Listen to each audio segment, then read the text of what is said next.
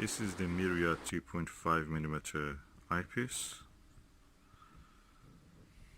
and this is the Skywatcher ED 80mm telescope.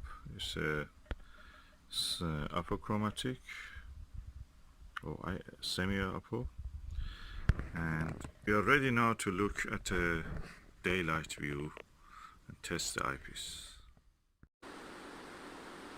This is really high magnification, of course. 3.5mm is really giving a high magnification. But I'm really impressed how bright is the image.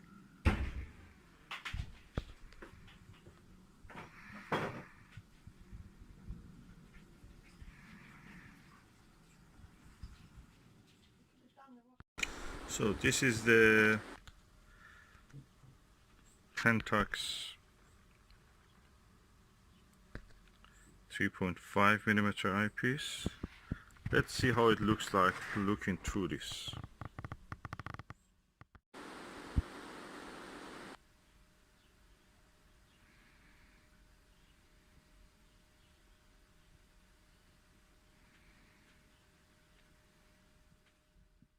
And that was the view through the Pentax.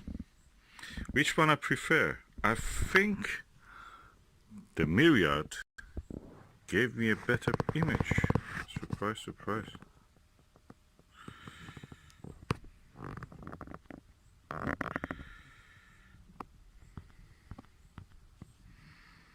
Interesting.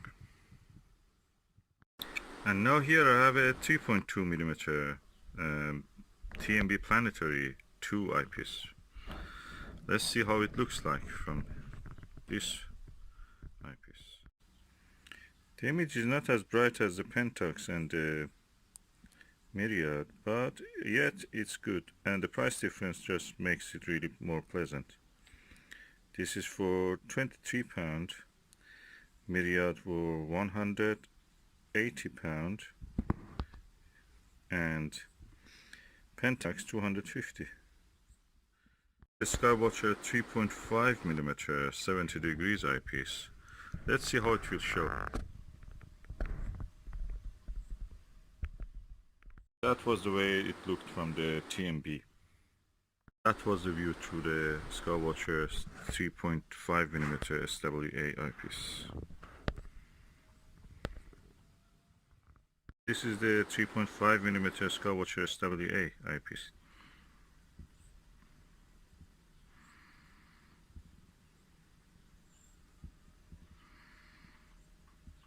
Maybe a little out of focus because the leaves are moving and the wind is blowing through the target, so it is not staying stationary. Okay, I've now tested 4 eyepieces in the range of 3.2 to 3.5. I found in my test that the Myriad 3.5 has a sharper and best views. Then comes a Pentax, then comes the 3.5 SWA Skywatcher, and then TMB Planetary. You can see the order is as much as you pay you get, except in this case.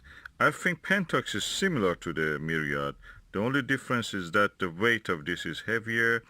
Pentax has a bigger eye relief and compared to this one. So Myriad has a shorter eye relief and Pentax has a better eye relief.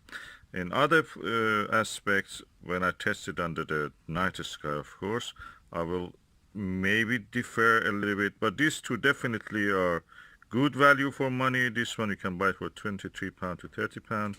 This one you can buy it as much as £69 if you can.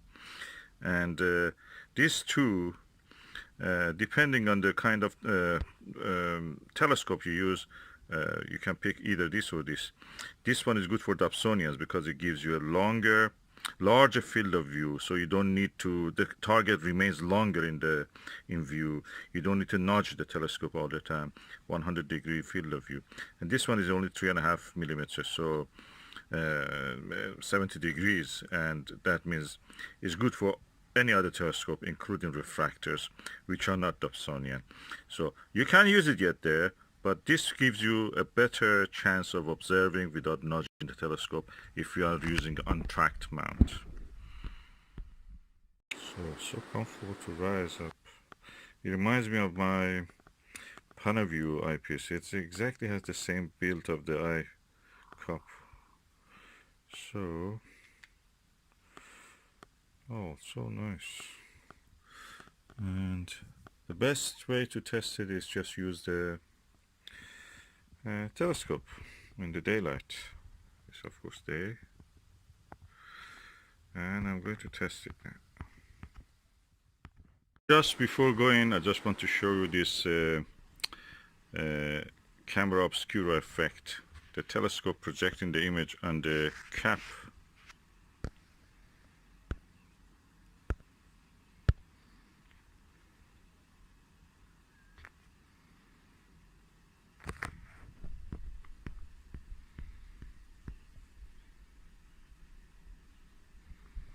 This is the first time, the way I've learned first time about what the lenses do. I used to project the image by a lens on a wall.